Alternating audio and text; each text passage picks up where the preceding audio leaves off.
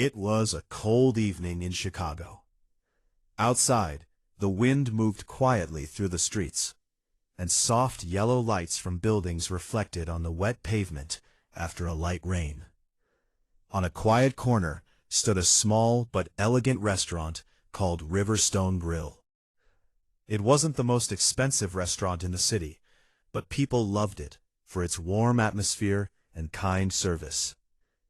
Inside the restaurant, a young waitress named Emily moved quickly between tables. Emily was 24 years old. She worked long shifts every day, yet she always greeted customers with the same gentle smile. Most people never noticed how tired she was. They only saw her kindness. Emily had grown up in a small town with her grandmother. Her parents had passed away years earlier, and life had not always been easy. Still, her grandmother taught her one rule she never forgot. No matter how hard life gets, never stop being kind. That simple lesson stayed with her. On that particular evening, the restaurant was slowly filling with customers. Couples were enjoying dinner, friends were laughing at tables, and soft jazz music played quietly in the background. Emily placed a warm plate of pasta on a table and turned toward the entrance. The door opened slowly. An elderly man walked inside. He looked to be in his late 70s. His suit was expensive, but slightly wrinkled, as if he had been traveling all day. His hair was silver, and his eyes carried a quiet heaviness. He paused near the door for a moment, looking around the restaurant. Emily immediately walked toward him. "Good evening, sir," she said politely. "Would you like a table?" The man nodded gently. Yes, somewhere quiet. Emily led him to a small table near the window. Outside, the city lights shimmered across the wet street. "Here you go, sir," Emily said with a warm smile. The man sat down slowly. He looked at the menu, but didn't seem to focus on it. Emily noticed something unusual. Most customers glanced at their phones or chatted while deciding what to order. But this man simply stared out the window. After a moment, Emily returned. "Are you ready to order, sir?" The man looked up, as if waking from a thought. "Yes, I suppose I'll have the steak and a cup of coffee." Emily nodded and wrote it down.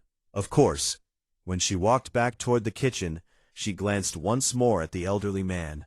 Something about him felt different. He looked lonely. The food arrived 20 minutes later. Emily carefully placed the plate in front of him. "Please let me know if you need anything." The man looked at the plate, then at Emily. "Thank you." But he didn't start eating right away. Instead, he kept staring at the empty chair across from him. Emily noticed. She didn't ask questions, but her heart felt a quiet sadness. An hour passed. Customers finished dinner and began leaving. The restaurant slowly grew quieter. Yet the elderly man remained at his table. His steak was barely touched. Emily finally walked over again. "Is everything all right with your meal?" The man smiled faintly. "Yes, the food is excellent." Emily hesitated, then asked gently, "Are you waiting for someone?" The man looked at the empty chair again. For a moment he didn't speak. Then he sighed softly. "My wife." Emily felt her chest tighten. "She was supposed to meet me tonight," he continued. "Every year on this date, we used to have dinner together." He paused. "But she passed away 3 years ago." Emily's eyes softened. "I'm sorry." The man nodded. "I still come here every year, and sit at this table." For a moment, neither of them spoke. Then Emily said something simple. "Would you like another cup of coffee?" The man smiled. "Yes, thank you." She returned with fresh coffee and quietly placed it on the table. Before walking away, she noticed the man gently place his hand on the empty chair across from him, as if someone invisible was sitting there. The restaurant closed an hour later. The manager began counting the day's sales. Tables. The elderly man finally stood up and walked to the counter. "May I have the bill, please?" Emily looked at him for a moment. Then she did something unexpected. She printed the bill. But when she handed it to him, The total was $0.00. The man looked confused. There must be a mistake. Emily shook her head softly. No mistake, sir. But dinner costs money. Emily smiled gently. Not tonight. The man stared at the receipt again. Why would you do that? Emily took a quiet breath.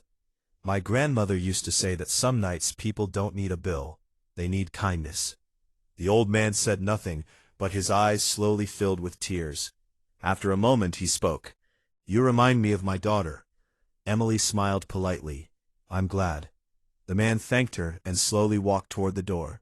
Before leaving, he turned back one last time. Thank you, Emily. She waved.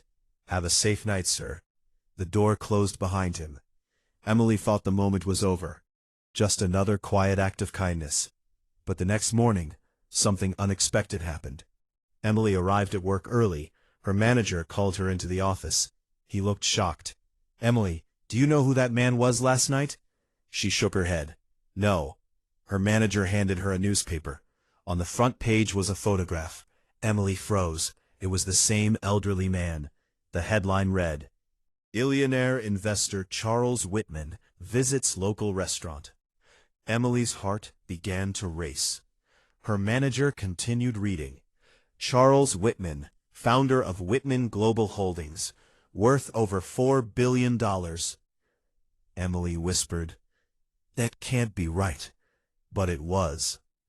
Later that afternoon, a black car stopped outside the restaurant. A man in a suit entered. Is Emily here? Emily stepped forward, nervously. Yes? The man handed her an envelope. Mr. Whitman asked me to deliver this personally. Her hands trembled as she opened it. Inside was a letter. It read, Emily, last night you showed kindness to a stranger who looked lonely. Most people only see money. You saw a human being. 3 years ago, I lost my wife, and since then every dinner has felt empty. But your kindness reminded me that good people still exist. So today I decided to do something meaningful. In honor of my wife, I am donating $2 million to create scholarships for young people working hard in jobs like yours. And the first scholarship is yours. Use it to follow your dreams. Never stop being kind. Charles Whitman. Emily's hands began to shake. Tears filled her eyes. She looked up slowly. Her manager was speechless. And outside, the city continued moving as usual. But Emily's life had just changed forever. Because sometimes, the smallest act of kindness at the right moment can open doors you never imagined. And sometimes, the person sitting quietly at the table is the one who has the power to change your entire future.